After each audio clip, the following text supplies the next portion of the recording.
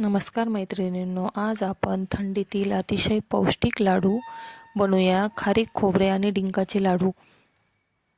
त्यासाठी आपण येथे काजू 250 ग्राम, बदाम 250 ग्राम, अक्रोड 250 ग्राम, भोपळ्याच्या बिया 100 ग्राम, काळा मनुका 100 ग्राम, मगज बी 50 ग्राम, सूर्यफूल बिया 50 ग्राम, खसखस 50 ग्राम आणि तीळ 50 ग्राम घेतलेले आहे. त्याचबरोबर मखाणे 100 ग्राम, डिंक 200 ग्राम, गूळ 800 ग्राम.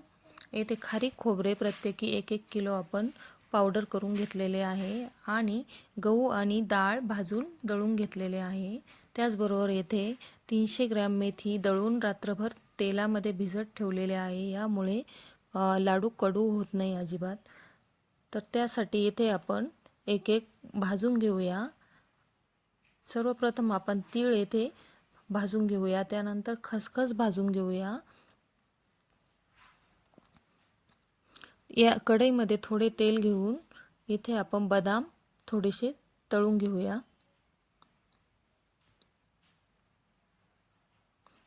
बदाम आपले तळून झालेले आहे.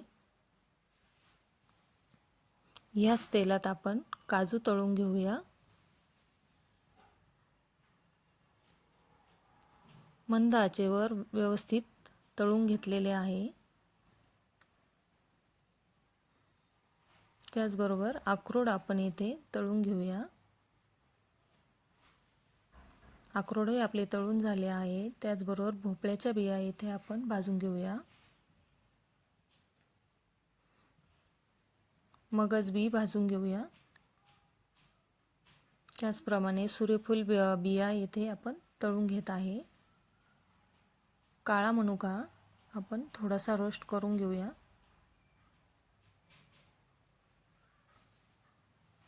मनुकाही आपला भाजून झालेला आहे.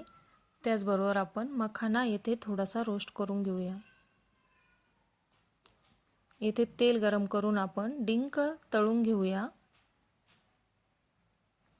डिंक सगळं आपण या प्रकारे तळून घेतलेला आहे. त्याचबरोबर ड्रायफ्रूट आणि डिंक आपण मिक्सरमधून काढून घेऊया.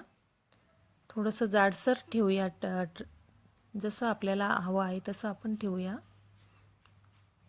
त्यानंतर तेल गरम करून इथे आपण गुळाचा पाक करून घेऊया. गूळ फक्त मेल्ट करून घ्यायचा आहे.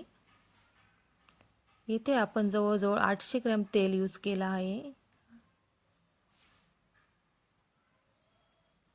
आणि हे पीठ एकत्र करून सगळं ड्रायफ्रूट, मेथी हे सगळं मिश्रण आपण एकत्र करून चांगलं एकजीव करून घेऊया.